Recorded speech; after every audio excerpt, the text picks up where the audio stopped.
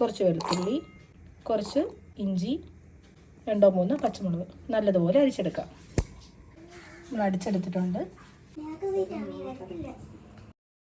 നമ്മൾ വൃത്തിയായി കഴുകി എടുത്തിട്ടുണ്ട്. ഇതിലേക്ക് കുറച്ച് മുളക് പൊടി, മഞ്ഞൾപ്പൊടി, ആവശ്യത്തിന് ഉപ്പും കുറച്ച് ഗരം മസാലയും കൂടി ചേർത്ത് നമ്മൾ നേരത്തെ അരിച്ച് വെച്ചിരിക്കുന്ന ഇഞ്ചി, വെളുത്തുള്ളി, പച്ചമുളകിൻ്റെ പേസ്റ്റും കൂടി ചേർത്ത് മിക്സ് ചെയ്തെടുക്കാം.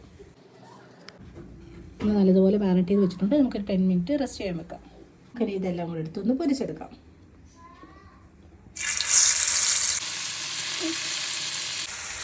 നമ്മളെല്ലാം പൊരിക്കാനായിട്ട് വെച്ചിട്ടുണ്ട്. ഇത് ഇവിടെ നിന്ന് ഫ്രൈ ആവട്ടെ. അപ്പോഴത്തേക്ക് നമ്മളൊരു ചട്ടി വെച്ച് അതിലേക്ക് ആവശ്യമുള്ള എണ്ണ ഒഴിക്കാം. ഇതിലേക്ക് കുറച്ച് തേങ്ങ കൊത്തിട്ട് നമുക്ക് വറുത്തെടുക്കാം.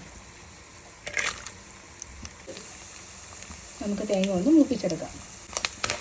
നമ്മുടെ തേങ്ങ ഒരുവിധം മൂത്തിട്ടുണ്ട്. തേങ്ങ നമുക്ക് ഒരുവിധം മൂത്ത് കിട്ടിയിട്ടുണ്ട്. നമുക്കിത് കോരിയിടാം. ഇതിലേക്ക് കടുകിട്ട് പൊട്ടിച്ചെടുക്കാം. 1/2 സ്പൂൺ പെരുംജീരകം ചെറുതാക്കാണ്. കറിവേപ്പില ഇട്ടെടുക്കാം.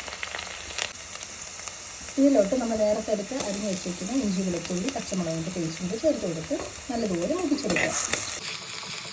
നല്ലതുപോലെ മൂത്തിട്ടുണ്ട്. നമുക്കിനി ഇതിലേക്ക് സവാള ചേർത്ത് കൊടുക്കാം. നമ്മുടെ മീൻ്റെ ഒരു സൈഡ് ഫ്രൈ ആയിട്ടുണ്ട്. അതിന് തിരിച്ചിടാം. നമ്മളെല്ലാ മീനും തിരിച്ചെടുക്കാണ്ട് ഇനി നമുക്ക് ആ സൈഡിൽ കൂടി ഫ്രൈ ചെയ്യാൻ വേണ്ടി വെയിറ്റ് ചെയ്യാം.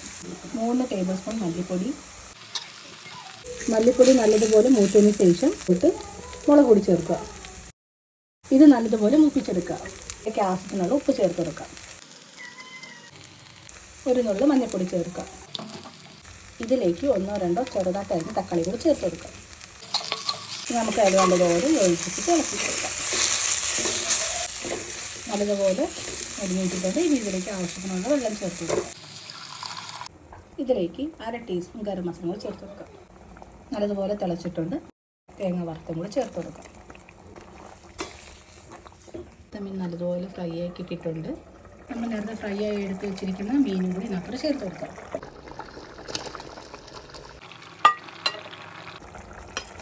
ഒന്ന് ജസ്റ്റ് ഒന്ന് നമുക്ക് ഇളക്കി കൊടുക്കാം.